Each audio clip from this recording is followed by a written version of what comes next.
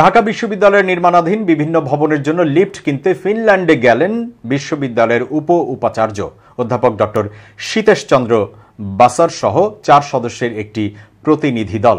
শনিবার ভোরে ফিনল্যান্ডের উদ্দেশ্যে রওনা দেন বলে প্রশাসনিক ভবনের একাধিক সূত্র নিশ্চিত করেছে। প্রতিনিধি দলটির অন্য সদস্যরা হলেন বিশ্ববিদ্যালয়ের ইঞ্জিনিয়ারিং অ্যান্ড টেকনোলজি অনুষদের ডিন অধ্যাপক ডক্টর হাফিজ মোহাম্মদ হাসান বাবু, বাংলাদেশ প্রকৌশল বিশ্ববিদ্যালয়ের মেকানিক্যাল ইঞ্জিনিয়ারিং বিভাগের অধ্যাপক ডক্টর এবিএম তৌফিক হাসান এবং পরিকল্পনা ও উন্নয়ন অফিসের পরিচালক জাবেদ আলম মৃধা। প্রশাসনিক ভবন সূত্র জানায়, লিফট কেনার লক্ষ্যে দ্বিতীয় প্রি শিপমেন্ট ইন্সপেকশনের টিমের মনোনীত সদস্য হিসেবে ইন্ডাস্ট্রি পরিদর্শন করার উদ্দেশ্যে ঠিকাদারের খরচে এই প্রতিনিধি দলটি ফিনল্যান্ড গেছে। এজন্য বিশ্ববিদ্যালয় প্রশাসন তাদের নির্দিষ্ট সময়ের জন্য ছুটিও মঞ্জুর করেছে।